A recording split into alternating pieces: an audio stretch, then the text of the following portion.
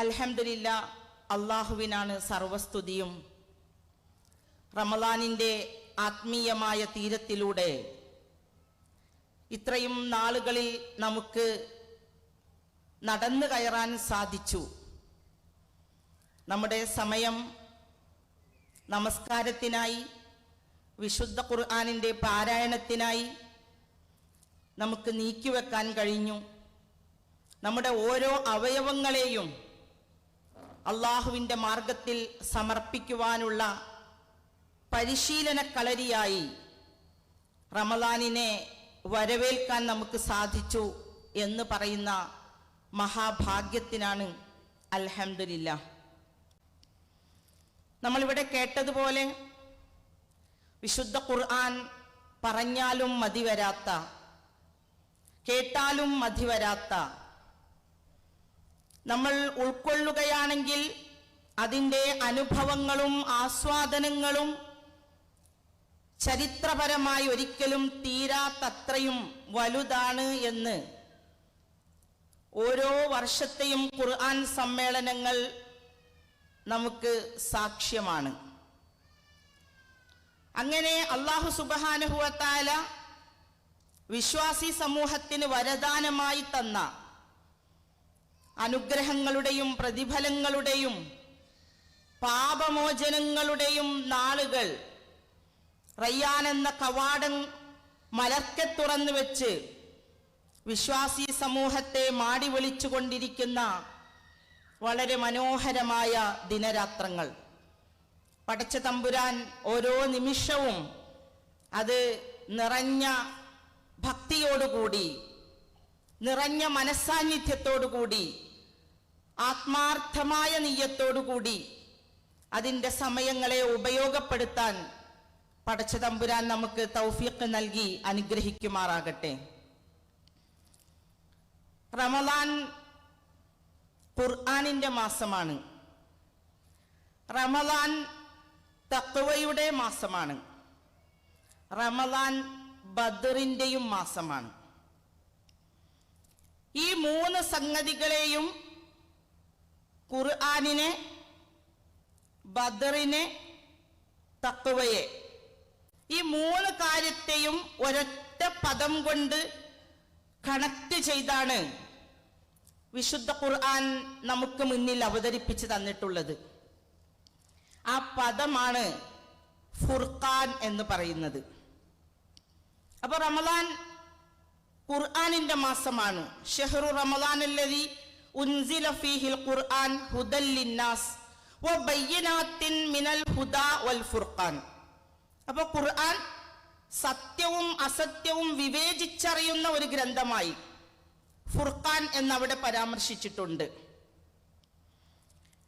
റമളാനിൽ തന്നെയാണ്, ആദ്യത്തെ റമളാനിൽ തന്നെയാണ് ബദർ സംഭവിക്കുന്നത്. യൗമുൽ ഫുർഖാൻ, യൗമൽ തഖൽ ജംആൻ, രണ്ട് സംഘങ്ങൾ കണ്ടുമുട്ടിയ, നേർക്കുനേർ ഏറ്റുമുട്ടിയ ആ ദിനം, അത് സത്യത്തെയും അസത്യത്തെയും വിവേചിച്ചറിയാൻ അല്ലെങ്കിൽ വേർതിരിച്ചറിയാൻ ലോകത്തിന് സാധ്യമായ ദിനമാണ്. ഫുർഖാനാണത്. എന്തിനാണ് നോമ്പനുഷ്ഠിക്കുന്നത് എന്ന് ചോദിച്ചാൽ ഖുർആൻ തന്നെ പറയുന്നത് ലഅല്ലക്കും തത്തഖൂൻ, തഖ്വയുണ്ടാകാനാണ് എന്ന് പറയുന്നുണ്ട്.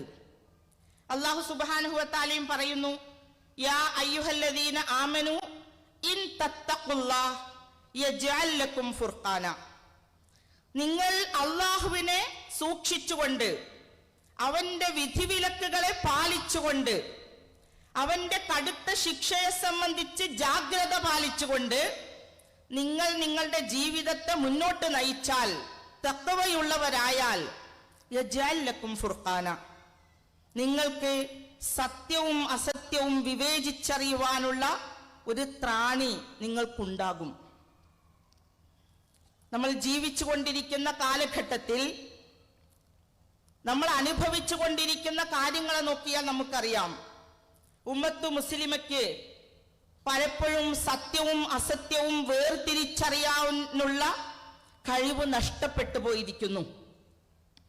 പലതരത്തിലുള്ള ആശയങ്ങളും പലതരത്തിലുള്ള തത്വങ്ങളും പലതരത്തിലുള്ള നിലപാടുകളും നമ്മുടെ മുമ്പിലേക്ക് കടന്നു വരുമ്പോൾ, അതിനെ ആളുകൾ നമുക്ക് മുമ്പിൽ പ്രസന്റ് ചെയ്യുമ്പോൾ ഇതിലേതാണ് ശരി, ഏതാണ് തെറ്റ് എന്ന് വിവേചിച്ചറിയാൻ സാധാരണക്കാരന് കഴിയുന്നില്ല. എന്നാൽ അത് പഠിപ്പിച്ചു തരേണ്ട, മനസ്സിലാക്കി തരേണ്ട, തിരിച്ചറിവ് നൽകേണ്ട പണ്ഡിത സമൂഹമോ അവരും പല രീതിയിൽ വ്യാഖ്യാനിച്ച് നമുക്കിടയിൽ ആശയക്കുഴപ്പങ്ങളും ആശങ്കകളും ഉണ്ടാക്കുന്നു. അപ്പോ സത്യാസത്യ വിവേചനമാണ് വിശുദ്ധ ഖുർആൻ എന്ന് പറഞ്ഞിട്ട് അത് കയ്യിലേന്തുന്ന ഈ കാലഘട്ടത്തിലെ ഉമ്മത്ത് മുസ്ലിമക്ക് അതൊരു ഫുർഖാനായി മാറാൻ കഴിയുന്നില്ല എങ്കിൽ അത് അത്യന്തം അപകടകരമായ ഒരവസ്ഥയാണ്. ഉമ്മത്ത് മുസ്ലിമയുടെ നിലനിൽപ്പിനെ, അതിൻ്റെ ഇസ്സത്തിനെ ബാധിക്കുന്ന വലിയ വിഷയമാണ് എന്ന് നമുക്ക് മനസ്സിലാക്കാൻ കഴിയും. അതുകൊണ്ട് ഫുർഖാൻ ഉണ്ടാകണം. നമ്മൾ ആചരിച്ചു കൊണ്ടിരിക്കുന്ന ആരാധനാ കർമ്മങ്ങൾ നിങ്ങൾ ആലോചിച്ചു നോക്കിയേ. യഥാർത്ഥത്തിൽ അല്ലാഹു സുബ്ഹാനഹു വ തആല നമ്മളെ ഭൂമിയിലേക്ക് അയച്ചത് ആരാധന നിർവഹിക്കാനാണോ? ആദം അലൈഹിസ്സലാമയുടെ സഹധർമ്മിണിയായ ഹവ്വ ബീവിയെയും സൃഷ്ടിച്ച് അവരോട് എങ്ങനെയാണ് സ്വർഗത്തിൽ പെരുമാറേണ്ടതെന്നൊക്കെ പഠിപ്പിച്ചു കൊടുത്തു. തെറ്റ് സംഭവിക്കുന്നു. വലാ തഖറബാ ഹാദിഹി ഷജറ, ആ മരത്തിന്റെ അടുത്ത് പോകണ്ട. പോയി, സംഭവിച്ചു പോയതാണ്. അള്ളാഹു പറഞ്ഞു, നിങ്ങൾ 3 പേരും സ്വർഗത്തിൽ നിന്ന് പുറത്തു പോകണം. തെറ്റ് പറ്റിയിട്ടുണ്ടല്ലോ. എന്നിട്ട് അള്ളാഹു പറയാണ്, ഫഇമ്മാ യഅതിയന്നകും മിന്നി ഹുദൻ ഫമൻ തബിഅ ഹുദായ ഫലാ ഖൗഫുൻ അലൈഹിം വലാ ഹും യഹ്സനൂൻ. നിങ്ങൾക്ക് എന്റെ മക്കളിൽ നിന്നൊരു ഹുദ വരും. ഹുദയാണ് വരിക. നേരത്തെ പറഞ്ഞില്ലേ, ഷഹ്റു റമദാൻ അല്ലദീ ഉൻസില ഫീഹിൽ ഖുർആൻ ഹുദൻ ഹുദൻ ലിന്നാസ്. ജനങ്ങൾക്ക് ഹുദയായിട്ടാണ് ഖുർആൻ വരുന്നത്. അപ്പൊ ഈ ഹുദ വരും. ആ സന്മാർഗം നിങ്ങൾക്ക് വന്നെത്തിയാൽ ഫമൻ തബിഅ ഹുദായ, ഈ ഹുദയെ ആരാണോ പിൻപറ്റുന്നത് ആ പിൻപറ്റുന്നവർക്ക് ഫലാ ഖൗഫുൻ അലൈഹിം വലാ ഹും യഹ്സനൂൻ. അവർക്ക് കഴിഞ്ഞു പോയ നാളുകളെ സംബന്ധിച്ച് ദുഃഖിക്കുകയും വേണ്ട, വരാനിരിക്കുന്ന നാളുകളിൽ എനിക്ക് എന്താണ് സംഭവിക്കുക, എന്റെ ജീവിതത്തിന്റെ ഒടുവിൽ അത് വിജയമാകോ പരാജയമാകോ എന്ന് ഭയപ്പെടാനുമില്ല. അപ്പൊ ഹുദയാണ് നമുക്ക് വരുന്നത്. പിന്നെ ഇബാദത്തുകൾ എന്തിനാണ് ചേർത്ത് വെക്കുന്നത് എന്ന് ചോദിച്ചാൽ, നമ്മുടെ ജീവിതത്തിനൊരു ചിട്ടയുണ്ടാകുവാൻ, അതിനൊരു താളവും ലയവും ഉണ്ടാകുവാൻ, അല്ലാഹു സുബ്ഹാനഹു വ തആലയിലേക്ക് മനസ്സ് സമർപ്പിച്ചുകൊണ്ട് അവന്റെ മുന്നിൽ നമ്മുടെ ജീവിതത്തെ അർപ്പിക്കുവാനുള്ള ഒരു മാനസിക ശേഷിയും ആത്മീയമായ ഒരു അവബോധവും കൈവരുവാനാണ്.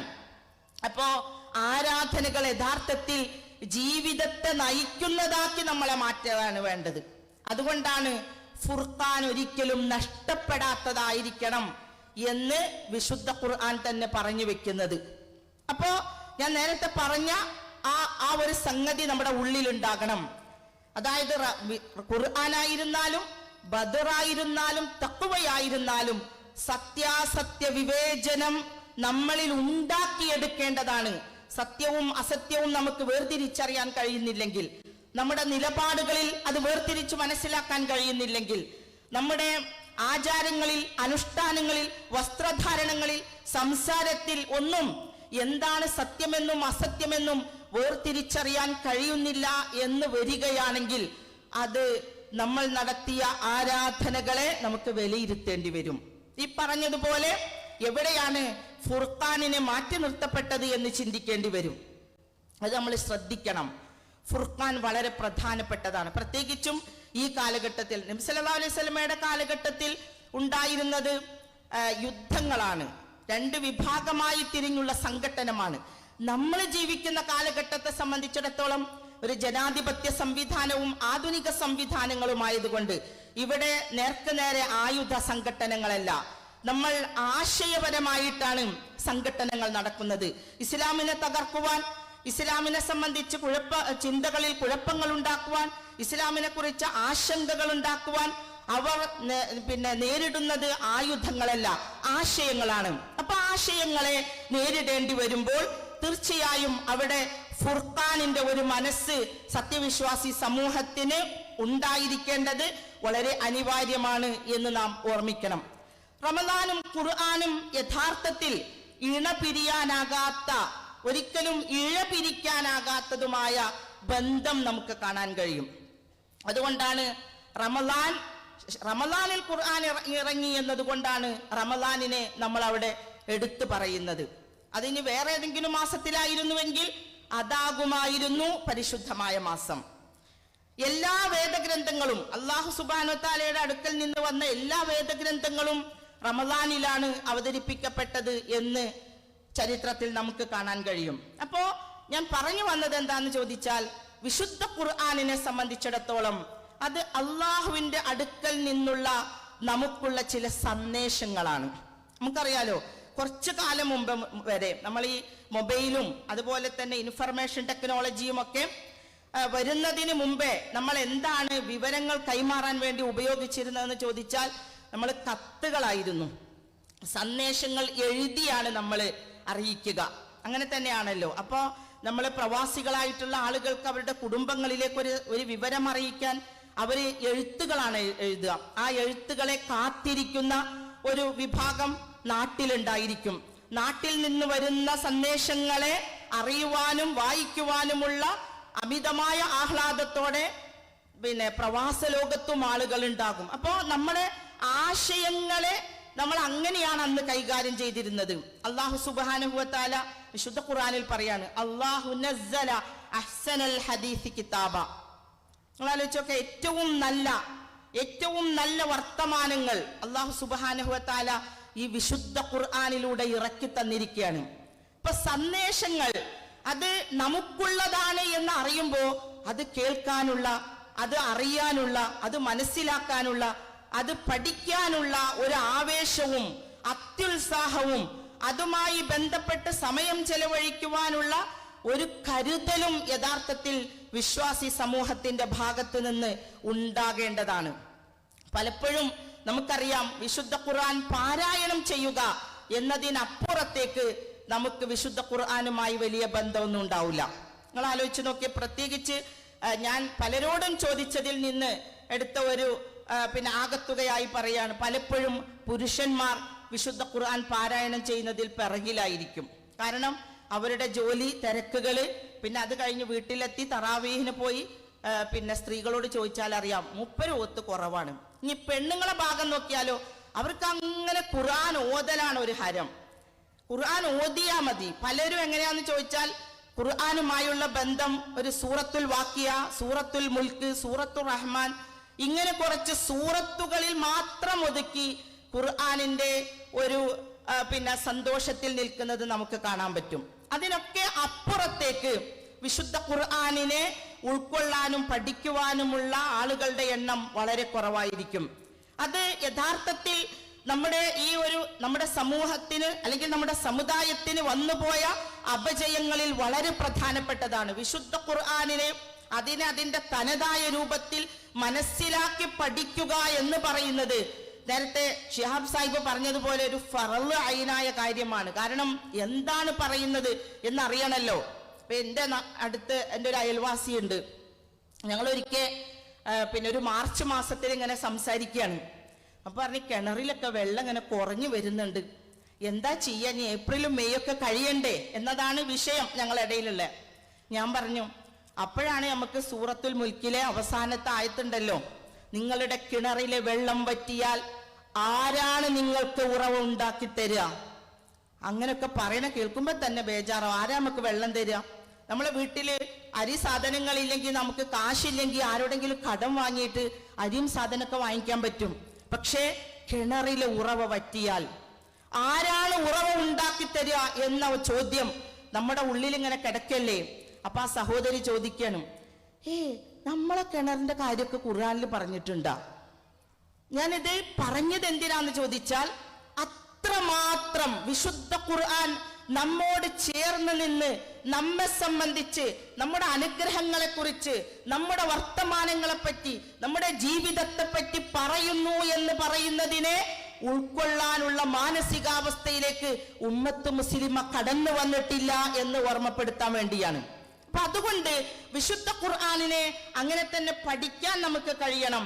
വിശുദ്ധ ഖുർആൻ പഠിക്കുന്നവരുടെ അതിനെ പരിഗണിക്കുന്നവരുടെ, അതിനെ മനസ്സിലാക്കുന്നവരുടെ മാനസികാവസ്ഥയെക്കുറിച്ച് വിശുദ്ധ ഖുർആൻ പറയുന്നുണ്ട്. തഖ്ശഇറു മിൻഹുൽ ജുലൂദ് അല്ലദീന യഖ്ശൗന റബ്ബഹും. ആ വിശുദ്ധ ഖുർആനിനെ പാരായണം ചെയ്യുമ്പോൾ അല്ലെങ്കിൽ അതിനെ മനസ്സിലാക്കുമ്പോൾ അവരുടെ തൊലികൾ അള്ളാഹുവിനോടുള്ള ഭയപ്പാടുകൊണ്ട് അത് പ്രകമ്പിതമാകും. സുമ്മ തലീനു ജുലൂദുഹും വഖുലൂബുഹും ഇലാ ദിക്രില്ലാ. പിന്നെ ആ ഹൃദയവും ആ മനുഷ്യന്റെ അവയവങ്ങളുമൊക്കെ അള്ളാഹുവിനെ കുറിച്ചുള്ള സ്മരണയാൽ അത് ആർദ്രമായി തീരും. നിങ്ങൾ ആലോചിച്ച് നോക്കി. അപ്പോ വിശുദ്ധ ഖുർആൻ പഠിക്കുമ്പോ ആ പഠനത്തിന്റെ ബാഹ്യമായ ചില രൂപങ്ങൾ പോലും നമ്മുടെ ജീവിതത്തിൽ സംഭവിക്കും എന്ന് അള്ളാഹു സുബ്ഹാനഹു വ തആല പറയാണ്. നിങ്ങൾ അപ്പോ ഖുർആനിനെ സംബന്ധിച്ചിടത്തോളം ഈ പഠനമില്ലാത്തതാണ് നമ്മുടെ ജീവിതത്തിൽ അതിന്റെ ബാഹ്യമായ രൂപങ്ങൾ പോലും കാണാത്തത്. പ്രസിദ്ധനായ ജലാലുദ്ദീൻ റൂമി സൂഫി വര്യനാണ്. അദ്ദേഹത്തിന്റെ ഫീഹി മാ ഫീഹി എന്ന് പറയുന്ന ഗ്രന്ഥത്തിൽ പറയുന്നുണ്ട്, പുറന്തോട് വളരെ പ്രധാനമാണ്, നമ്മുടെ ബാഹ്യമായ പ്രകടനങ്ങളും വളരെ പ്രധാനമാണ്. അള്ളാഹു പറയുന്നില്ലേ, ഇന്ന സ്വഫാ വൽ മർവ മിൻ ശആഇരില്ലാ. സ്വഫയും മർവയും അള്ളാഹുവിന്റെ ചിഹ്നങ്ങളിൽ പെട്ടതാണ്. അപ്പൊ ചിഹ്നങ്ങൾ ഉണ്ടാവുക, അടയാളങ്ങൾ ഉണ്ടാവുക, ബാഹ്യമായ രൂപങ്ങൾ ഉണ്ടാവുക, അതിനെ ആദരിക്കുക, ആ ആദരവ് പ്രകടമാക്കുക, അതൊക്കെയും ഇസ്ലാമിന്റെ പ്രധാനപ്പെട്ട കാര്യങ്ങൾ തന്നെയാണ്. അപ്പൊ ജലാലുദ്ദീൻ റൂമി പറയുന്നത് എന്താന്ന് ചോദിച്ചാൽ, ഒരു വിത്തിന്റെ പുറന്തോട് എത്രമാത്രം പ്രധാനപ്പെട്ടതാണോ. നമ്മളൊരു വിത്ത് കുഴിച്ചിടുമ്പോ അതിനൊരു പുറന്തോട് ഉണ്ടാവുമല്ലോ. പുറന്തോട് ഭേദിച്ചാണ് വിത്ത് മുളയ്ക്കുക. എന്നാ പിന്നെ എന്തിനാ ഈ പുറന്തോട് എന്ന് വിചാരിച്ച് നമ്മൾ അത് കളഞ്ഞാൽ വിത്ത് മുളയ്ക്കോ? ഒരിക്കലും മുളക്കൂലല്ലോ. അപ്പൊ ആ പുറന്തോട് വളരെ പ്രധാനമാണ് എന്ന് പറയുന്നത് പോലെ ഉമ്മത്ത് മുസ്ലിമയ്ക്ക് ഒരു ബാഹ്യ പ്രകൃതവും വളരെ പ്രധാനമാണ്.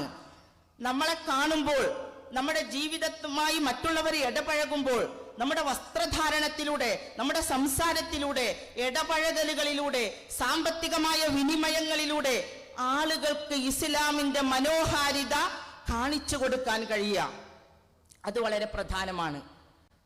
ഞാൻ നിങ്ങളോട് നിർഭാഗ്യകരമായ ഒരു കാര്യം പറയാണ്. ഞാൻ പഠിപ്പിച്ചുകൊണ്ടിരിക്കുന്ന ഒരു മോളാണ്. കുടുംബ പ്രശ്നമാണ്. ആ ഭർത്താവ് ഗൾഫിൽ നിന്ന് ഇപ്പൊ നോമ്പിനാണ് നാട്ടിലെത്തിയിട്ടുള്ളത്. വന്ന പിറ്റേന്ന് തന്നെ ഭാര്യ വീട്ടിൽ പോയി പ്രശ്നം ഉണ്ടാക്കി. നമ്മൾ ആലോചിച്ചൊക്കെ, നോമ്പാണ്, നമ്മൾ ആലോചിക്കണ്ടേ. പ്രശ്നം ഉണ്ടാക്കി. അപ്പോൾ അവസാനം അവർക്ക് പോലീസ് സ്റ്റേഷനിൽ കേസ് കൊടുക്കേണ്ടി വന്നു. പോലീസ് സ്റ്റേഷനിലുള്ള ഒരു കൗൺസിലിംഗ് സെന്ററിൽ രണ്ടുപേരെയും കൗൺസിലിങ്ങിന് വിധേയമാക്കി. ആ കൗൺസിലർ എനിക്കൊന്ന് വിളിക്കേണ്ടി വന്നു ആ കുട്ടിയുടെ വിഷയവുമായി ബന്ധപ്പെട്ട്. അപ്പൊ ആ കൗൺസിലർ ഒരു സഹോദര സമുദായത്തിൽപ്പെട്ട ഒരു മാഡമാണ്. അവരെന്നോട് ചോദിച്ചത്, എന്താണ് ടീച്ചറെ, നിങ്ങൾ നോമ്പായിട്ടും തർക്കം നിർത്താനായിട്ടില്ലേ? ഇപ്പോഴും പോലീസ് സ്റ്റേഷനുകളിലേക്ക് വന്നുകൊണ്ടിരിക്കുന്നത് നിങ്ങളുടെ ആളുകളുടെ കൂട്ടത്തിൽപ്പെട്ടവരുടെ തർക്കങ്ങളാണ്. നിങ്ങൾ ആലോചിച്ച് നോക്കുക. ഒരു വിഭാഗം, ഉമ്മത്ത് മുസ്ലിമയുടെ ഒരു വിഭാഗം ഇപ്പോഴും നമ്മുടെ ഇടയിൽ അങ്ങനെ ജീവിച്ചു കൊണ്ടിരിക്കുന്നു എന്ന് പറയുന്നത് നമ്മളെല്ലാവരെയും പ്രയാസപ്പെടുത്തേണ്ട കാര്യമാണ്. ഇപ്പൊ ഞാൻ എന്തിനാണ് പറഞ്ഞതെന്ന് ചോദിച്ചാൽ, വിശുദ്ധ ഖുർആനിനെ മനസ്സിലാക്കുന്നിടത്ത് നമുക്ക് വന്ന ചില പാകപ്പിഴവുകളാണ്. ഒരു കുടുംബത്തിൽ ഡിവോഴ്സ് സംഭവിക്കുകയാണ്. ഡിവോഴ്സിനെ ഇരുന്ന മധ്യസ്ഥൻ പറഞ്ഞു, നിങ്ങൾ ആ കുട്ടിക്ക് കൊടുത്ത ഗിഫ്റ്റുകളെല്ലാം, സ്വർണമായിട്ടൊക്കെ കൊടുത്ത ഗിഫ്റ്റുകളുണ്ട്, അതൊക്കെ എന്ത് വേണം? അതൊക്കെ ആ കുട്ടിക്ക് കൊടുക്കണം. കാരണം അത് ആ കുട്ടിക്ക് അവകാശപ്പെട്ടതാണ് എന്ന് വിശുദ്ധ ഖുർആൻ പറഞ്ഞിരിക്കുന്നു. ഞാൻ നിങ്ങളോട് പറയാണ്, നിങ്ങളെല്ലാവരും ഖുർആനിനെ അംഗീകരിക്കുന്നവരാണോ? നമ്മളൊക്കെ ഒന്നടങ്കം പറയും, ഖുർആനിനെ അംഗീകരിക്കാത്തവരല്ലല്ലോ നമ്മള്. ഖുർആനിനോട് ഇഷ്ടമുണ്ടോ? ഭയങ്കര ഇഷ്ടല്ലേ. ഖുർആൻ ഒന്ന് വീണാൽ അത് ഭയഭക്തിയോടെ എടുത്ത് ഒന്ന് ചുംബിച്ചിട്ടാണ് നമ്മൾ അവിടെ വെക്കുക. അത് അതിനോട് കാണിക്കുന്ന ആദരവാണ്. മോശമെന്നല്ല ഞാൻ പറയുന്നത്. ഖുർആനിന്റെ മേലെന്തെങ്കിലും വെക്കോ? ഒന്നും വെക്കൂല. ഖുർആനിന്റെ താഴെയാണ്, ഖുർആനിന്റെ സ്ഥാനം മേലെയാണ്. ഇത് നമുക്കറിയാം. ഇതൊക്കെ പറയുന്ന നമ്മൾ ഈ ഇരിക്കുന്ന ആളുകളോട് പറയാണ്, കുട്ടിക്ക് കൊടുത്ത ഗിഫ്റ്റുകളെല്ലാം കുട്ടിയുടേതാണ്, ഇത് ഖുർആൻ പറഞ്ഞതാണ് കേട്ടോ. ആയത്ത് മോദി അർത്ഥവും പറഞ്ഞു കൊടുത്തു. അപ്പോ അടുത്ത ഡയലോഗാണ്, നിങ്ങൾ ഇപ്പൊ ഓതിയ ഒരു ഖുർആൻ ഉണ്ടല്ലോ, ആ ഖുർആനായിട്ട് ഇങ്ങോട്ട് വരണ്ട, ആ ഖുർആനായിട്ട് ഇങ്ങോട്ട് ആരും വരണ്ട. ഞങ്ങൾ കൊടുത്ത ഗിഫ്റ്റ് ഉണ്ടോ അത് ഞങ്ങൾ തിരിച്ചു വാങ്ങും. നിങ്ങൾ ഇപ്പൊ ഓതിയ ആയത്ത് ഇപ്പൊ ഞങ്ങൾ സ്വീകരിക്കാൻ ഞങ്ങൾ തയ്യാറല്ല. എന്താ ഇതിന്റെ അർത്ഥം? ഉമ്മത്ത് മുസ്ലിമ വിശുദ്ധ ഖുർആനിനെ പല കഷ്ണങ്ങളാക്കി ആരാധനയെ കുറിച്ച് പറഞ്ഞ ഖുർആനുണ്ടോ ഞങ്ങൾ അംഗീകരിക്കും. ആഖിറത്തിനെ കുറിച്ചോ മരണത്തെക്കുറിച്ചോ അള്ളാഹിനെ പറ്റിയോ റസൂലിനെ പറ്റിയോ പറഞ്ഞോ, ഞങ്ങൾ അംഗീകരിക്കും. ആ ഖുർആനിനെ ഞങ്ങൾക്ക് ഇഷ്ടമാണ്. പക്ഷേ ഞങ്ങളുടെ ജീവിതത്തിന്റെ ആഗ്രഹങ്ങളുടെ മേൽ വിലങ്ങ് തടിയായി നിൽക്കുന്ന എന്തെങ്കിലും ഒരു കാര്യവുമായി വിശുദ്ധ ഖുർആൻ ഉണ്ട് എന്ന് പറഞ്ഞാൽ ആ ഖുർആനുമായിട്ട് ഇങ്ങോട്ട് വരണ്ട. അതല്ലേ ഇപ്പൊ പറഞ്ഞത്? ആ ഖുർആനിനെ അംഗീകരിക്കാൻ ഞങ്ങൾ തയ്യാറല്ല. ഈ ഉമ്മത്ത് മുസ്ലിമയ്ക്ക് എവിടെ നിന്നാണ് ഇസ്സത്ത് കിട്ടുക? ഈ ഉമ്മത്ത് മുസ്ലിമ എങ്ങനെയാണ് ഒരു സമുദായത്തെ, ഒരു ജനതയെ നയിക്കുക? ഇതൊക്കെ ജീവിച്ചു കൊണ്ടിരിക്കുന്ന, ജീവിതത്തിൽ കണ്ടുകൊണ്ടിരിക്കുന്ന ഉദാഹരണങ്ങളാണ്. ഖുർആനിനെ ഒരു സ്ഥലത്ത് ചുംബിക്കുന്ന, ഖുർആനിന്റെ മേലെ മറ്റൊന്നും വെക്കാത്ത, ഖുർആനിനെ ആദരവോടുകൂടി നോക്കിക്കാണുന്ന, ഖുർആൻ കേടുവന്നാൽ എന്ത് ചെയ്യുമെന്ന് ചോദിച്ചുകൊണ്ടിരിക്കുന്ന എത്ര ആളുകളുണ്ട് നമ്മളോട്. കത്തിക്കാൻ പറ്റുമോ? കത്തിച്ച ചാരം എന്താണ് ചെയ്യേണ്ടത്?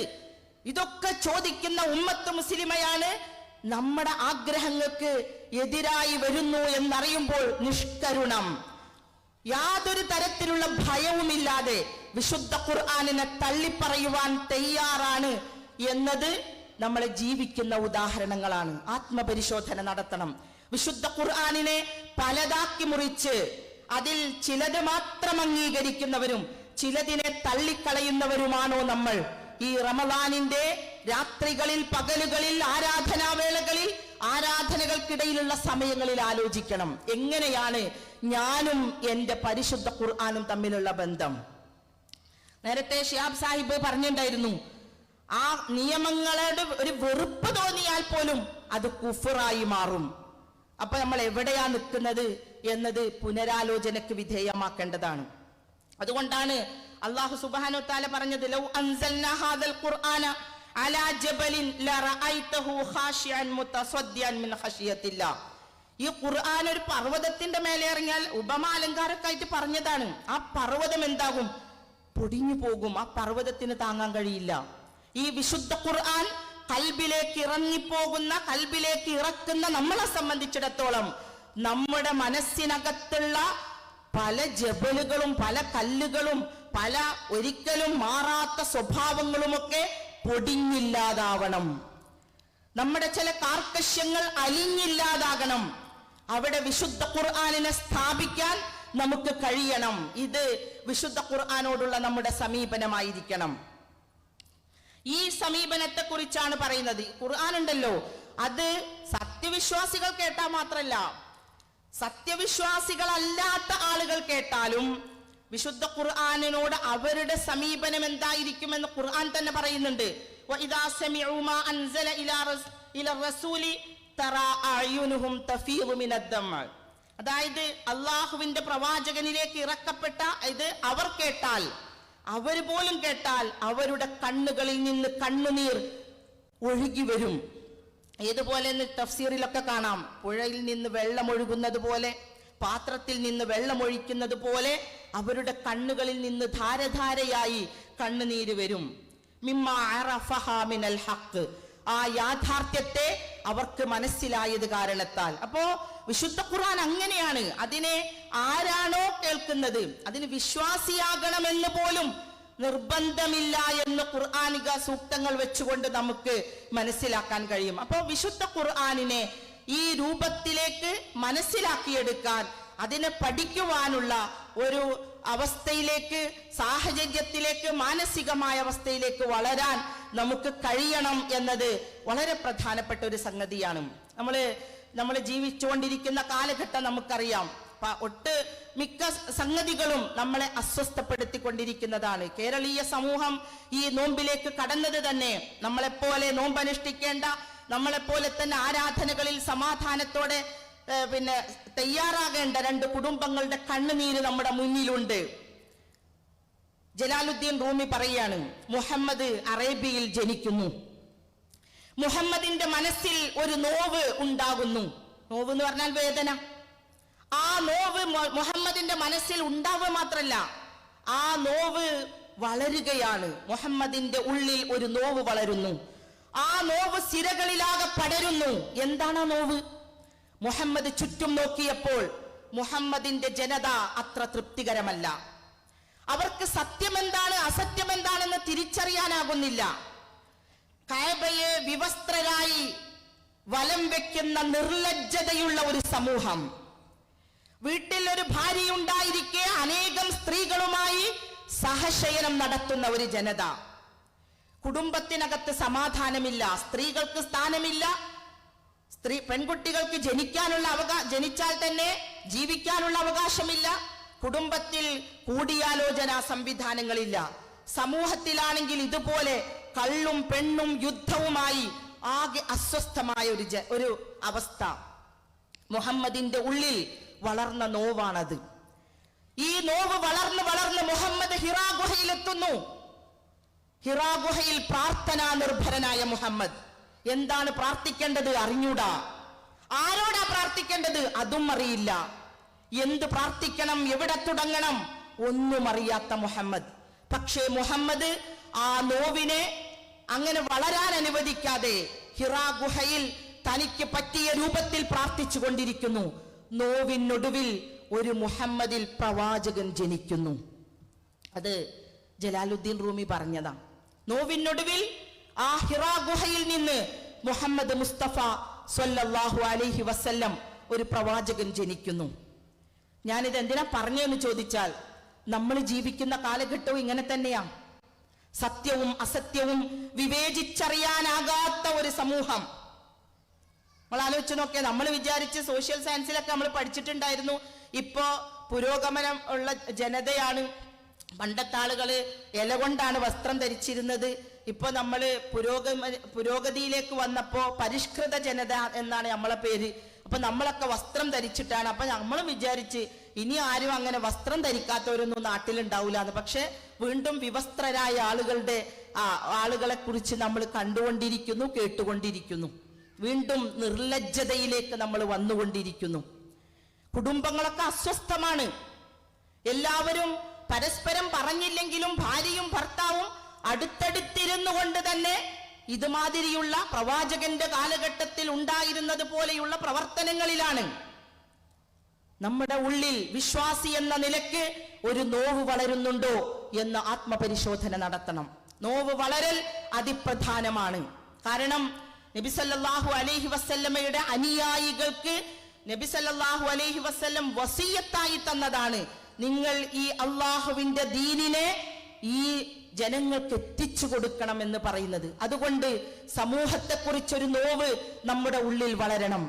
ആ നോവ് സിരകളിലൂടെ വളർന്ന് നമ്മളിൽ ഒരു പ്രവാചകന്റെ യഥാർത്ഥ അനുയായി ജനിക്കണം. അങ്ങനെ ജനിച്ച ഒരു സമൂഹത്തിന് മാത്രമേ ഇനി ഈ ജനതയെ നയിക്കാൻ കഴിയൂ. അതിനെന്ത് വേണം? നമുക്ക് വിശുദ്ധ ഖുർആനിലേക്ക് മടങ്ങണം. അള്ളാന്റെ റസൂല് അങ്ങനൊക്കെ വന്ന് നോവിനൊടുവിൽ ആ ഹിറാ ഗുഹയിൽ നിന്ന് പുറത്തേക്ക് വന്ന മുഹമ്മദ് മുസ്തഫ സ്വല്ലല്ലാഹു അലൈഹി വസല്ലം എങ്ങനെയാ ജനതയെ നയിച്ചത്? വിശുദ്ധ ഖുർആനുമായിട്ടാണ്. വിശുദ്ധ ഖുർആൻ വെച്ചിട്ടല്ലേ നയിക്കുന്നത്? നിങ്ങൾ ആലോചിച്ചു നോക്കിയേ. അങ്ങനെ വളരെ പ്രയാസപ്പെട്ട് അങ്ങനെയാ ഇസ്ലാം വളരുക. ഇസ്ലാം എവിടെ നമ്മൾ വളർത്താൻ ആഗ്രഹിക്കുന്നുവോ അവിടെ ഈമാനും കുഫറും തമ്മിൽ സംഘട്ടനമുണ്ടാകും, ഹക്കും ബാത്തിലും തമ്മിൽ സംഘട്ടനമുണ്ടാകും, നീതിയും അനീതിയും ധർമ്മവും അധർമ്മവും തമ്മിൽ സംഘട്ടനങ്ങൾ ഉണ്ടാകണം. ആ ഉണ്ടാകലിനൊടുവിലാണ് അള്ളാഹുവിന്റെ ദീനിന്റെ വളർച്ച എന്ന് പറയുന്നത്. കാരണം ഈ സംഘട്ടനങ്ങൾ കാലാകാലങ്ങളിലായി പ്രവാചകന്മാരിലൂടെ നമ്മൾ പഠിച്ചതാണ്. അപ്പൊ അതുകൊണ്ട് എല്ലാത്തിനോടും രാജിയായി പോകാം. വളരെ സമാധാനപൂർണമായിട്ട് നമുക്ക് ഈ ഒരു ഖുർആൻ വെച്ച് നോമ്പും നിസ്കാരവുമായിട്ട് പോകാം എന്നല്ല നമ്മൾ കരുതേണ്ടത്. എവിടെ അനീതി കാണുന്നുവോ ആ അനീതിക്കെതിരെ നീതിയുടെ പടയായുധങ്ങളുമായി നമ്മൾ മുന്നിട്ടുണ്ടാകണം. എവിടെ ബാത്തിലുകൾ വളരുന്നുവോ അവിടെ ഹക്കിനെ ഉയർത്തിപ്പിടിച്ചുകൊണ്ട് നമ്മൾ ഉണ്ടാകണം. അധർമ്മത്തെയും അസത്യത്തെയും എവിടെ വളർന്നുകൊണ്ടിരിക്കുന്നുവോ വളരാൻ അനുവദിക്കാതെ ധർമ്മത്തിന്റെയും സത്യത്തിന്റെയും പതാകവാഹകരായി നമ്മൾ ഉണ്ടാകണം. അതുകൊണ്ട് നമ്മുടെ ഉള്ളിൽ ഈ നോവ് വളരാതെ ഒരിക്കലും ഒരു ജനതയെ നയിക്കുവാനുള്ള കെൽപ്പ് ഉമ്മത്ത് മുസ്ലിമയ്ക്ക് ലഭിക്കുകയില്ല എന്ന സത്യം നമ്മൾ തിരിച്ചറിയണം. കാരണം നമ്മുടെ കയ്യിലാണ് ഹുദ. ഷഹ്റു റമദാനല്ലദീ ഉൻസില ഫീഹിൽ ഖുർആൻ ഹുദൽ ലിന്നാസ്. ജനങ്ങൾക്കുള്ള മാർഗദർശനമാണ്, ജനങ്ങൾക്കാണ്, വിശ്വാസികൾക്കല്ല. അതുകൊണ്ട് ഇത് മാർഗദർശനമായി അംഗീകരിച്ചവർ അത് ജനങ്ങൾക്ക് എത്തിച്ചു കൊടുക്കണം. അത് നമ്മുടെ ഡ്യൂട്ടിയാണ്. അപ്പൊ അതുകൊണ്ട് ഈ ഡ്യൂട്ടിയുമായിട്ട് മുന്നോട്ട് പോയേ പറ്റുള്ളൂ. അപ്പോ അള്ളാഹുവിന്റെ വിശുദ്ധ ഗ്രന്ഥത്തെ നമ്മൾ എങ്ങനെയാണ് സമീപിക്കേണ്ടത് എന്നത് വളരെ പ്രധാനപ്പെട്ടതാണ്. ഖുർആൻ ഓതാൻ അറിയാത്തവരുണ്ടാവും. എല്ലാവരും ഖുർആനോട് ഒരേ രീതിയിലല്ല സമീപിക്കുക. ഖുർആൻ ഓതാൻ അറിയാത്ത ആളുകൾ ഉണ്ടാകും, ഉണ്ട് എന്ന് എനിക്ക് തന്നെ അനുഭവത്തിൽ കുറെ പേരെ അറിയാം. ഞാൻ ഒരുപാട് സ്ഥാപനങ്ങളിൽ ജോലി ചെയ്തതാണ്. ഇപ്പൊ റമദാനൊക്കെ കഴിഞ്ഞ കുട്ടികളോട് ചോദിക്കും, മക്കളെ ഖത്മ തീർത്ത ആരൊക്കെ ഉണ്ട്? അപ്പൊ വളരെ കുറച്ച് കുട്ടികളെ എണീറ്റിക്കുള്ളൂ. അതിൽ ഏറ്റവും കുറവ് ആൺകുട്ടികളായിരിക്കും. എടാ നിങ്ങൾക്കൊക്കെ എന്തായിരുന്നു പണി? ടീച്ചറെ ഞങ്ങൾ ബൈക്കുമ്മ കറങ്ങൽ. റമദാനായാലും കുട്ടികൾക്ക് അങ്ങനെയാണല്ലോ, 3 ആളെ വെച്ച് ബൈക്കുമ്മ കറങ്ങുക. ഞങ്ങളുടെ നാട്ടിൽ പിന്നെണ്ട് രാത്രി മുഴുവനും ഷട്ടിൽ ബാറ്റ് കളിക്കുക, എന്നിട്ട് അത്താഴം കഴിഞ്ഞിട്ട് കിടന്നുറങ്ങുക. പിന്നെ എന്താണ്, പിന്നെ എണീക്കണ്ട, പിന്നെ സ്കരിക്കാനല്ല, അതൊരു 3 മണിയാവുമ്പോൾ നീച്ചാ മതി എന്നുള്ളതാണ് കണക്ക്. പറഞ്ഞു വന്നത് റമദാനിനോടുള്ളൊരു സമീപനം. വിശുദ്ധ ഖുർആൻ പഠിക്കലൊന്നല്ല, റമദാൻ ആഘോഷങ്ങളുടെ നാളെന്നാണല്ലോ പരസ്യങ്ങളൊക്കെ. അപ്പൊ ആഘോഷമാണെന്ന് നമ്മളറിയാതെ നമ്മുടെ ബുദ്ധിക്ക് അങ്ങനെ ഫീഡ് ചെയ്തു വെച്ചിട്ടുണ്ട്. റമദാൻ ആഘോഷങ്ങളുടെ പൂക്കാലം, ആരാധനകളുടെ പൂക്കാലം എന്നാണ് നമ്മളോട് പഠിപ്പിച്ചത്. പക്ഷെ നമ്മൾ കാണുന്ന ബോർഡുകളിലൊക്കെ ഇത് ആഘോഷങ്ങളുടെ പൂക്കാലായതുകൊണ്ട് നമ്മളും അങ്ങനെ വിചാരിച്ച് നമ്മുടെ കുട്ടികൾ ഇങ്ങനെ പോവുകയാണ്. നിങ്ങൾ ആലോചിച്ച് നോക്കിയേ. ഇനി പെൺകുട്ടികളോട് ചോദിക്കും, എന്താ ഇപ്പൊ ഖുർആൻ ഓതി തീർന്നില്ലേ? ടീച്ചറെ എനിക്ക് 10 ദിവസം നോമ്പുണ്ടായില്ല. ഇതാണ് അവർക്ക് പെട്ടെന്ന് പറയാനൊരു മറുപടി ഉണ്ടാവും. ഞാൻ എൻ്റെ പ്രിയപ്പെട്ട രക്ഷിതാക്കളോട് പറയുന്നത്, നമ്മുടെ മക്കൾ നമ്മുടെ ചാരത്തുണ്ടാകണം. അവരുടെ ഖുർആൻ പഠനവും പാരായണവുമായി ബന്ധപ്പെട്ട് നമുക്ക് അവരോട് പറയാൻ കഴിയണം. പള്ളികളിൽ വരുന്ന സഹോദരിമാരോട് ചോദിക്കും, മക്കൾ എന്തേ? അവര് പഠിക്കുകയാണ്. പഠിക്കാനുണ്ടാവും, ഇല്ലാന്നൊന്നും ഞാൻ പറയണേ. ഞാനൊരു അധ്യാപികയല്ലേ, എനിക്കറിയാം പഠിക്കാനുണ്ടാകും. റമദാനിൽ ഉറക്കം കട്ട് ചെയ്യാൻ പറ്റൂല, മൊബൈൽ നോക്കുന്നത് കട്ട് ചെയ്യാൻ പറ്റില്ല. കട്ട് ചെയ്യാൻ പറ്റണത് ആകെ എന്തേ ഉള്ളൂ? തറാവീഹ് നമസ്കാരം. കുട്ടികളോട് പറയണം, മൻ ഖാമ റമദാന ഈമാനൻ വഹ്തിസാബൻ ഗുഫിറ ലഹു മാ തഖദ്ദമ മിൻ ദംബി. മക്കളെ, നിങ്ങൾ ചെയ്ത തെറ്റുകൾ നമുക്കറിയില്ല. നമ്മളെ മക്കളാണെങ്കിൽ പോലും അവരെന്ത് തെറ്റാ ചെയ്യുന്നത് നമുക്കറിയോ?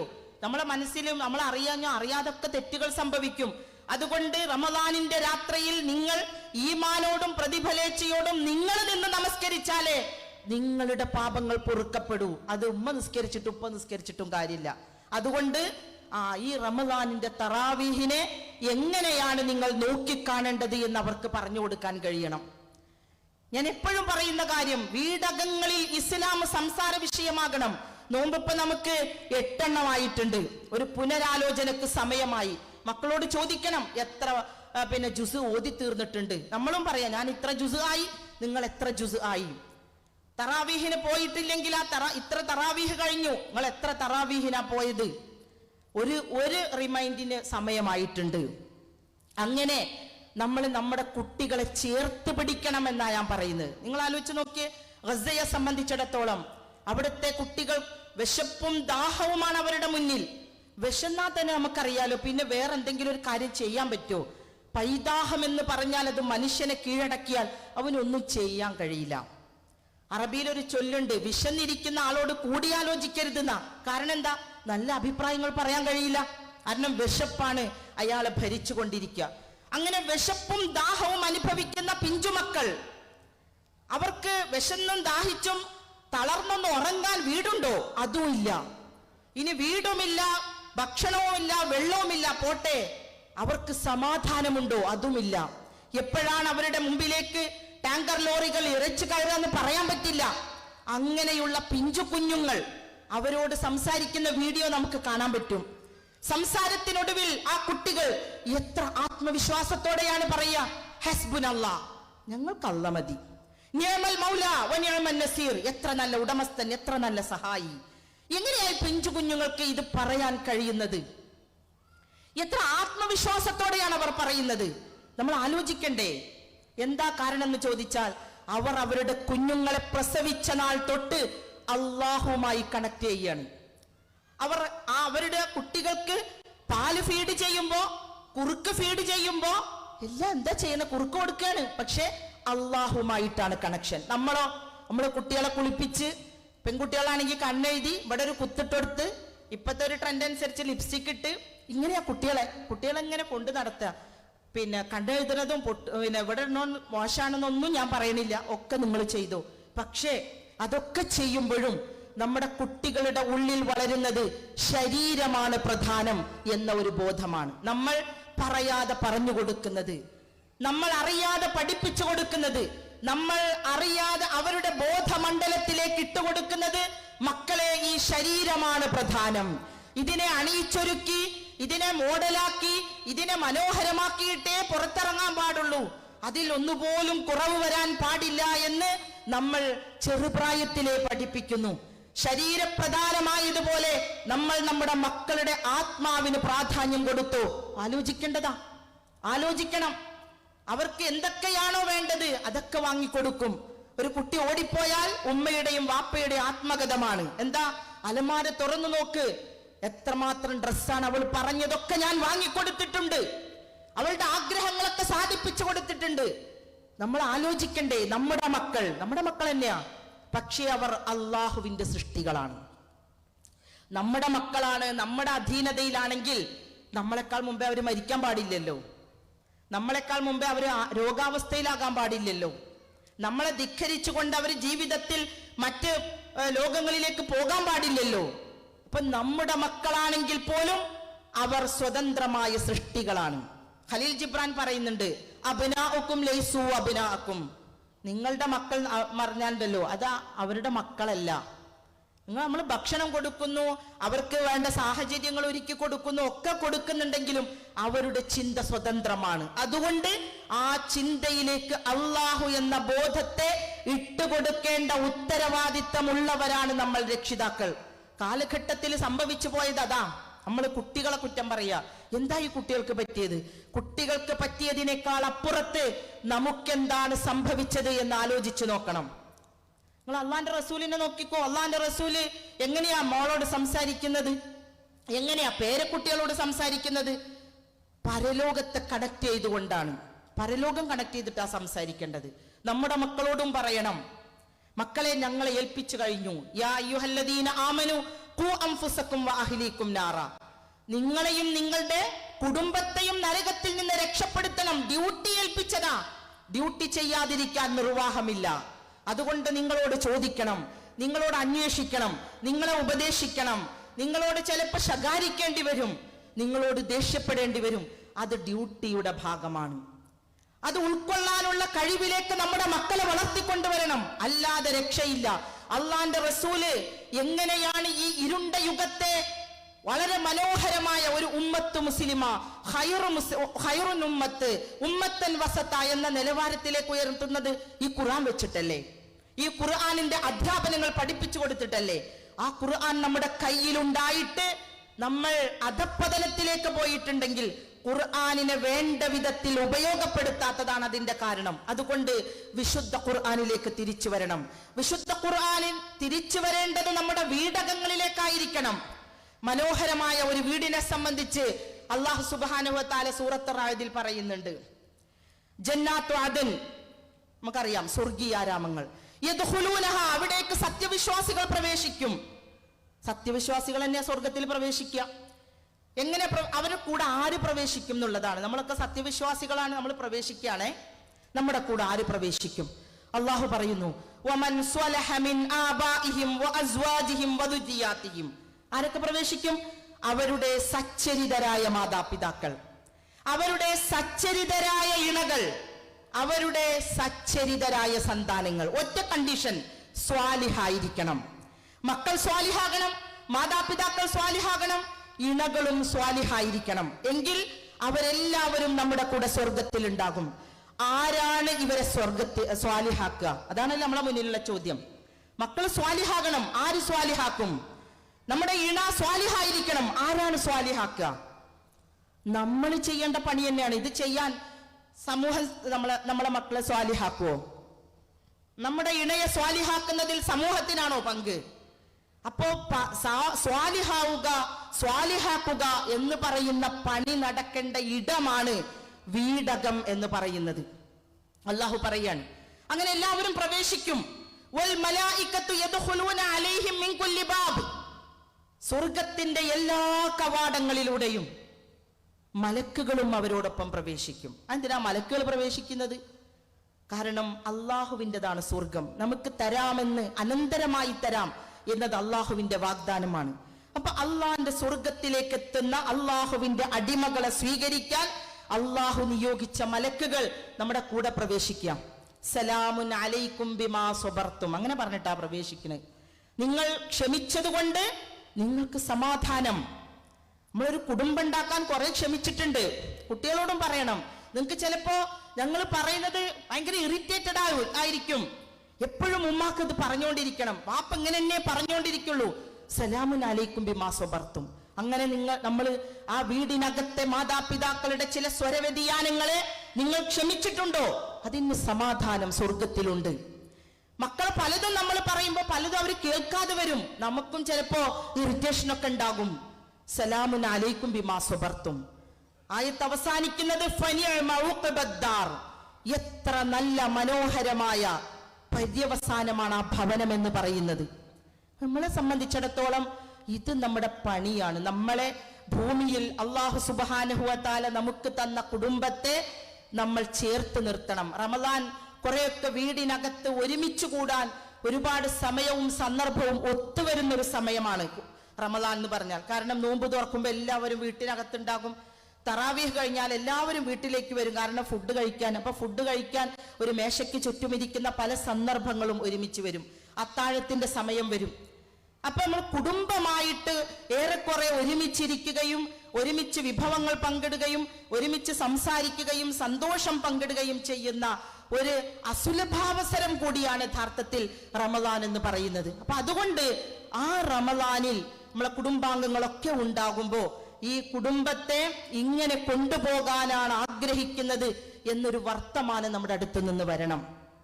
കുടുംബത്തിനകത്ത് ഒരു യോഗം ചേരാൻ പറ്റുക, അങ്ങനെയാണ് പറയാ. ജമാഅത്തെ ഇസ്ലാമിന്റെ ഭാഷയിൽ പറഞ്ഞാൽ ഗൃഹയോഗം എന്ന് പറയും. നമ്മളെ വീട്ടിലൊരു യോഗം ചേരാന് ഇപ്പൊ ജമാഅത്തെ ഇസ്ലാമി ആവണമെന്നില്ലല്ലോ. നമ്മളെല്ലാവരും വീട്ടിൽ നമ്മൾക്ക് കുടുംബാംഗങ്ങളുമായി ഇരുന്നാൽ മതി. അവിടെ നമ്മൾ ഇസ്ലാമിനെ ചർച്ചയാക്കണം. ഇവിടെ നടന്നുകൊണ്ടിരിക്കുന്ന പ്രശ്നങ്ങളെ കുട്ടികൾക്ക് ബോധ്യപ്പെടുത്തി കൊടുക്കാൻ കഴിയണം.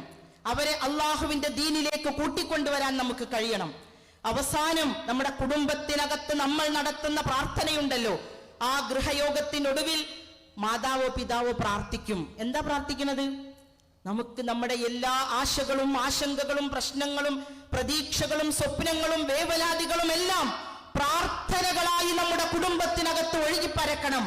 എല്ലാവരും ഇരിക്കല്ലേ, ഇസ്ലാം ചർച്ച ചെയ്തു, നടക്കുന്ന കാര്യങ്ങളെ ചർച്ച ചെയ്തു, എന്നിട്ട് പ്രാർത്ഥിക്കാണ്. പഠിച്ചവനെ, ഇബ്രാഹിം നബി അലൈഹി സ്വലാം പ്രാർത്ഥിച്ച പോലെ എന്റെ മക്കളെ മുസ്ലിമാക്കണേ. എന്ത് നല്ല പ്രാർത്ഥനയാണ്. പ്രാർത്ഥിച്ചിട്ടുണ്ടോ എന്ന് ആലോചിച്ച് നോക്കണം. എന്റെ മക്കളെ അള്ളാഹുവിന് സർവവും സമർപ്പിക്കുന്ന മുസ്ലിങ്ങളാക്കണേ. മക്കൾ ആമീൻ പറയുന്നു. എന്റെ മക്കളെ നമസ്കരിക്കുന്നവരുടെ കൂട്ടത്തിൽ ഉൾപ്പെടുത്തണേ. മക്കൾ ആമീൻ പറയുന്നു. ലോകത്ത് പലതരത്തിലുള്ള അധാർമികമായ അസാൻമാർഗികമായ സാഹചര്യങ്ങളുണ്ട്. അതിലൂടെ എന്റെ മക്കളെ കൊണ്ടുപോവല്ലേ നാഥ, നിന്റെ കരങ്ങളിൽ അവര് സുരക്ഷിതമായിരിക്കണേ. മാതാവും പിതാവും പ്രാർത്ഥിക്കുന്നു. അതാ ഞാൻ പറഞ്ഞത്, ആശകളും ആശങ്കകളും പ്രതീക്ഷകളും സ്വപ്നങ്ങളുമെല്ലാം മക്കളുടെ മുമ്പിൽ പ്രാർത്ഥനകളായി ഒഴുകിപ്പരക്കണം. അവർ ആമീൻ പറയട്ടെ.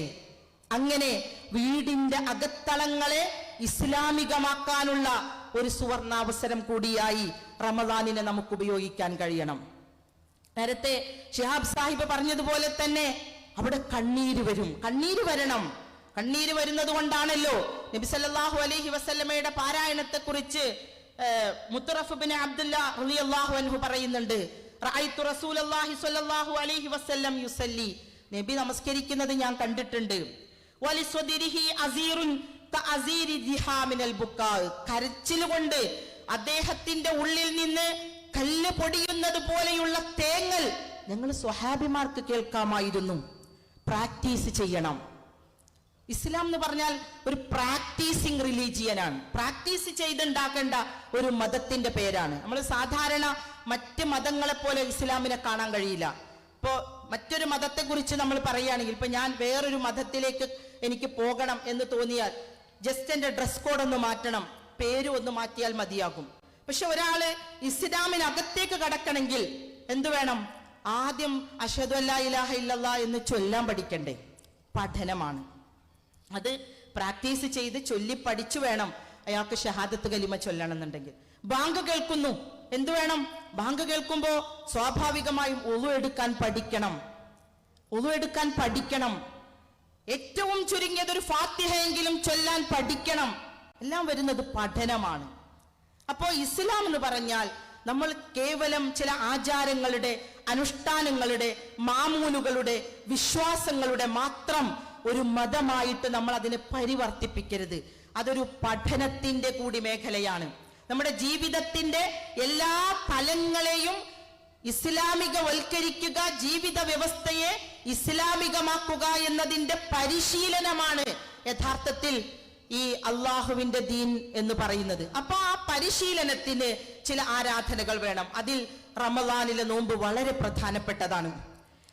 സാധാരണ സൈക്കോളജിക്കലായി പറയുക, ഒരാൾക്കൊരു ശീലം ഉണ്ടാകണമെങ്കിൽ ആ ശീലത്തെ നമ്മൾ പ്രാക്ടീസ് ചെയ്യണം. ഞാൻ എൻ്റെ ജീവിതത്തിൽ ഒരു ശീലം ഉണ്ടാക്കിയെടുക്കാൻ ആഗ്രഹിക്കുന്നു. നേരത്തെ എഴുന്നേൽക്കണം എന്നതാണ് എൻ്റെ ശീലം. ഞാൻ വിചാരിക്കുന്നത് നേരത്തെ എഴുന്നേറ്റ് സുബഹി കറക്റ്റ് നിസ്കരിക്കണം. ഞാൻ സ്വയം തീരുമാനിച്ച് ഞാനത് പ്രാക്ടീസ് ചെയ്യുകയാണെങ്കിൽ 21 ദിവസം ഞാൻ സ്വയം തീരുമാനിക്കണം. എന്നിട്ട് 21 ദിവസം കണ്ടിന്യൂസ് ആയി പ്രാക്ടീസ് ചെയ്താൽ അതെന്റെ ശീലമായി മാറും. അങ്ങനെയാണ് സൈക്കോളജി പറയുന്നത്. അപ്പോ അവിടെ 2 നിബന്ധനയേ ഉള്ളൂ. ഒന്ന്, നമ്മുടെ സ്വയം തീരുമാനമാകണം, പിന്നെ പ്രാക്ടീസ് ഉണ്ടാവണം. ഇവിടെ നമുക്ക് നോമ്പ് കഴിഞ്ഞാൽ എന്താ സംഭവിക്കണം എന്ന് വെച്ചാൽ നമ്മുടെ സ്വയം തീരുമാനമല്ല. നമ്മൾ നേരത്തെ എഴുന്നേൽക്കണം, തഹജ്ജുദ് നിസ്കരിക്കണം, ഖുർആൻ ഓതണം. അതൊക്കെ നമ്മൾ റമളാനിന്റെ ഭാഗമായി കണ്ടതാ, നോമ്പിന്റെ ഭാഗമായിട്ട് അത് കണ്ടത്. അല്ലാതെ ഇതെന്റെ ജീവിതത്തിൽ ഒരു ശീലമാക്കി ഞാൻ ഇനി മുതൽ അങ്ങോട്ട് പ്രാക്ടീസ് ചെയ്യാണ് എന്ന് വരാത്തത് കൊണ്ടാണ് ശവ്വാൽ മുതൽ നമ്മൾ പിന്നെയും പഴയതിലേക്ക് പോകുന്നത്. അപ്പോ ശീലം വളരെ പ്രധാനപ്പെട്ടതാണ്. ഹൊറാസ്മാൻ എന്ന് പറയുന്ന അമേരിക്കയിലെ ഒരു വിദ്യാഭ്യാസ വിചക്ഷണൻ പറയുന്നുണ്ട്, ആദ്യം നമ്മൾ ശീലങ്ങൾ ഉണ്ടാക്കും, പിന്നെ ശീലങ്ങൾ നമ്മെ രൂപപ്പെടുത്തും. ആദ്യം നമ്മൾ രൂപപ്പെടുത്തുന്നത് ശീലങ്ങളെ, പിന്നെ ശീലങ്ങൾ നമ്മെ രൂപപ്പെടുത്തും. അപ്പൊ അതുകൊണ്ട് ശീലങ്ങൾ ഉണ്ടാക്കിയെടുക്കാനുള്ളതാണ് ഈ റമദാൻ. പ്രാക്ടീസിങ് റിലീജിയനാണ് എന്ന് പറഞ്ഞതുകൊണ്ട് ഞാൻ പറയാണ്, ഈ റമദാൻ എന്ന് പറയുന്നത് പല ശീലങ്ങളെയും ഉണ്ടാക്കിയെടുക്കാനുള്ള, പല ശീലങ്ങളെയും ഇല്ലാതാക്കാനുള്ള പ്രാക്ടീസിങ്ങിന്റെ ഒരു ദിവസങ്ങൾ, ദിനരാത്രങ്ങൾ കൂടിയാക്കി മാറ്റാൻ നമുക്ക് കഴിയണം. എങ്കിൽ മാത്രമേ നമുക്ക് ഇതുമായി വളരെ നല്ല രീതിയിൽ ഈ നോമ്പിനെ ഫലപ്രദമായി നമുക്ക് ഉപയോഗപ്പെടുത്താൻ പറ്റുകയുള്ളൂ. ഞാൻ ആദ്യത്തിൽ പറഞ്ഞതുപോലെ തന്നെ റമളാനും ഖുർആനും ഇഴപിരിയാനാകാത്ത, അതിന്റെ ഇഴകളെ വേർപിരിക്കാനാകാത്ത ബന്ധമാണുള്ളത്. അതുകൊണ്ട് അത് രണ്ടിനെയും ഒരുമിച്ച് കൊണ്ടുപോകാൻ നമുക്ക് കഴിയണം. ഉമ്മത്ത് മുസ്ലിമയിൽ പലരും നോമ്പ് വളരെ ഉഷാറായിട്ട് എടുക്കുന്നുണ്ടാകും, പക്ഷെ വിശുദ്ധ ഖുർആനുമായിട്ടുള്ള ബന്ധം, അത് ഒരു ആവർത്തി പാരായണം ചെയ്യുന്നതുമായിട്ടുള്ള ബന്ധം അത് വളരെ കുറവായിരിക്കും. അങ്ങനെയല്ല, ഖുർആൻ ഉള്ളത് കൊണ്ടാണ് റമദാൻ അത്ര പവിത്രമായത്, ആ റമദാനിലെ നോമ്പ് നിർബന്ധമാക്കപ്പെട്ടത് എന്നൊക്കെ നമ്മൾ മനസ്സിലാക്കുമ്പോൾ ഖുർആനിനെ ഒരു ചാരത്താക്കി നോമ്പിന് മാത്രം പ്രാധാന്യം കൊടുക്കുന്ന രൂപത്തിലാകരുത്. രണ്ടിനെയും ഒരുമിച്ച് കൊണ്ടുപോകുവാൻ അല്ലാഹു സുബ്ഹാനഹു വ തആല വിശുദ്ധ ഖുർആനിനെ ഇറക്കി തന്നത് നമ്മുടെ ജീവിതത്തിന്റെ സന്മാർഗമായിട്ടാണ്. ആ സന്മാർഗത്തിലേക്ക് പോകുവാനുള്ള ഒരു പരിശീലന കളരിയാണ് യഥാർത്ഥത്തിൽ റമദാനിലെ നോമ്പ് എന്ന രീതിയിലേക്ക് അതിനെ കൊണ്ടുപോകാൻ നമുക്ക് കഴിയണം. ആ അർത്ഥത്തിൽ മുന്നോട്ട് പോകാൻ റബ്ബ് സുബ്ഹാനഹു വ തആല നമുക്ക് തൗഫീഖ് നൽകി അനുഗ്രഹിക്കുമാറാകട്ടെ. നമ്മൾ ജീവിച്ചു കൊണ്ടിരിക്കുന്ന സാഹചര്യങ്ങൾ വളരെ വളരെ പരിതാപകരമായ ഒരു അവസ്ഥയുണ്ട്. നമ്മളെ നെഗറ്റീവായിട്ട് പറയല്ല, അതിനെ നമുക്ക് കാണാതിരിക്കാനുമാവില്ല. അതിന്റെ പരിഹാരം എന്താണ്, ആ പ്രശ്നങ്ങളെ മറികടക്കുവാൻ നമ്മൾ എന്താണ് ചെയ്യേണ്ടത് എന്ന് ആലോചിക്കുമ്പോൾ നമുക്ക് മനസ്സിലാക്കാൻ കഴിയും, അത് അള്ളാഹുവിന്റെ റസൂല് പോയ അതേ പാതയിലൂടെയാണ് നമ്മൾ പോകേണ്ടത്.